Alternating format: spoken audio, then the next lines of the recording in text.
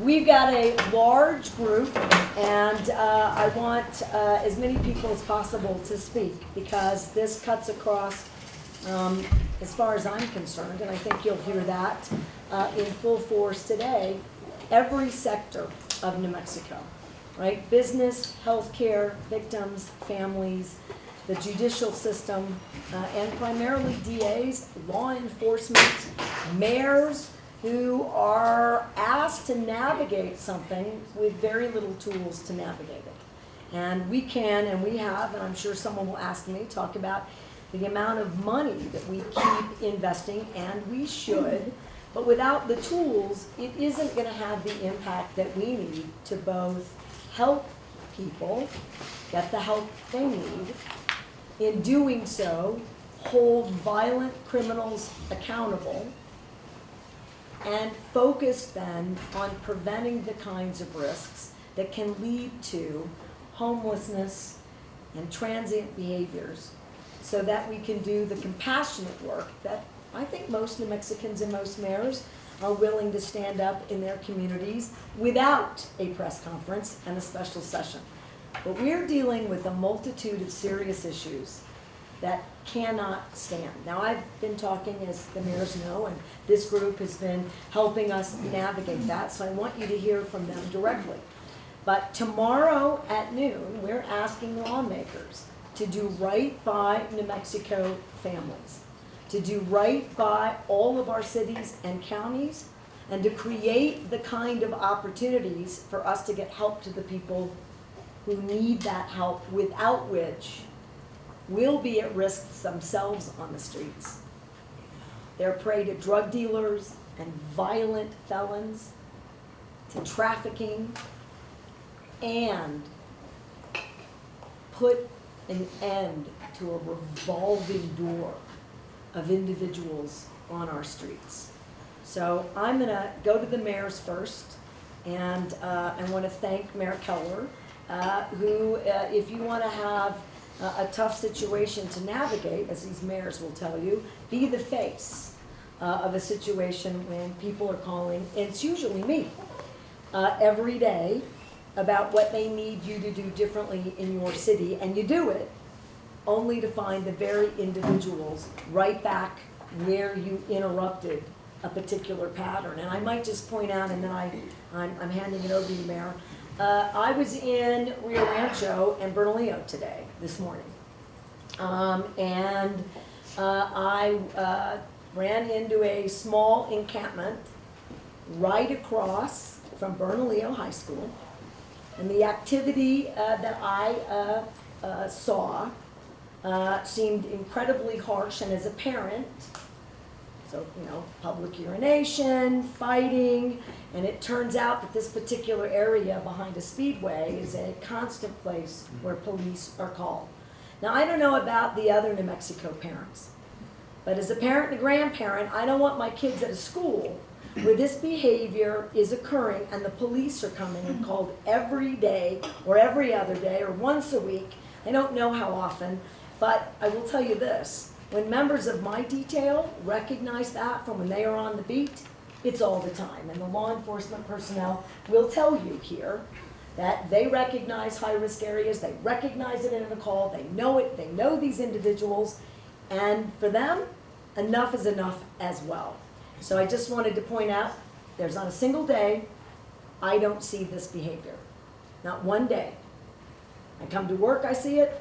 I go to Albuquerque, I see it. I travel north, I see it. I travel south, I see it. And I hear about it from every business, every healthcare entity, and most importantly, from victims and families who want us to do better by New Mexicans.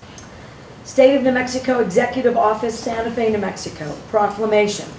Whereas a significant amount of criminal defendants have their charges dropped due to a determination of incompetency and are allowed to go free without receiving the mental health services they need to address their mental health issues and prevent future criminal activity.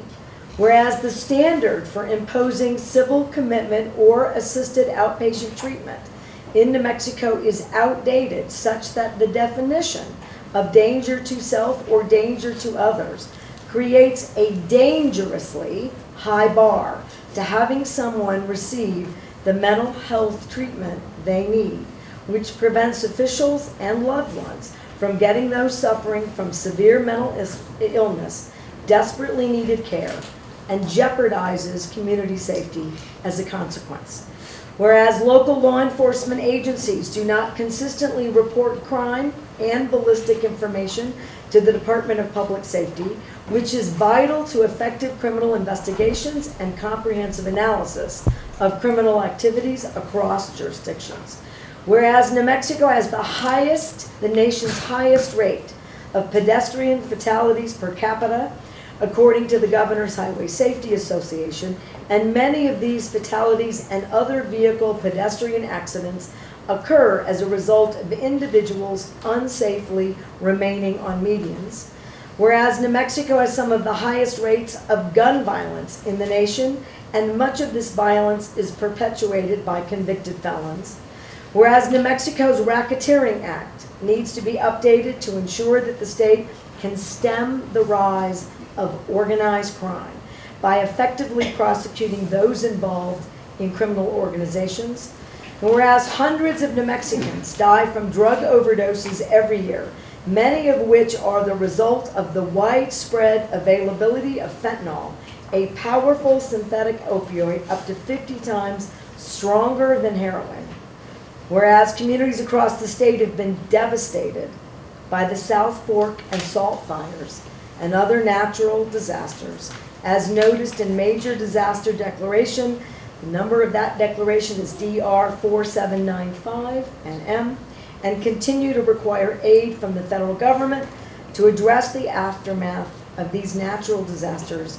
And whereas it is necessary for the New Mexico State Legislature to convene at the state capitol building to address these pressing issues. Now, therefore, I, Michelle Lujan Grisham, Governor of the State of New Mexico, by virtue of the authority vested in me by Article 4, Section 6 of the New Mexico Constitution, do hereby issue this proclamation and call the 56th Legislature of the State of New Mexico into a special session at 12 p.m. on Thursday, July 18, 2024, at the State Capitol Building in Santa Fe. The requisite citation to the authority and related information is also in this proclamation and declaration. And so, I will, on this 17th day of July 2024, witness my hand and sign. The calling of the special session is now hereby official. Mike, we're ready for questions. Yes, ma'am. Thank you, Governor. I think we'll start. Dan Boyd, welcome back to the Capitol Press Corps. After a year, hey, it's good to see you. Start with Dan Boyd from the Albuquerque Journal. Thanks. Good to be back. Good to see you, Governor. And still getting up to speed on everything after being away. But wanted to ask you, obviously, some leadership in the legislature said that these bills aren't ready for prime time, and you're still going ahead with the special session. But if the decision is made not to take up some of these bills for debate, would you call the legislature back again, or would you be willing to kind of keep working on it during the Well, there's months? precedence for calling multiple special sessions back to back. So I'm no stranger to what is available. We can answer the specific to that question later. What I want legislators to do is to do what their voters have asked them to do. They have expertise on a number of issues. They spend a full year in interim committees. It is not the first time they have seen many of these proposals.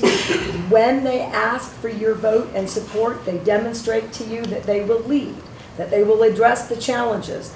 I don't believe for 1 second, if we're going to speak about time, that not every single legislator, when they're door to door, when they're on the phone, when they're visiting communities and businesses for support,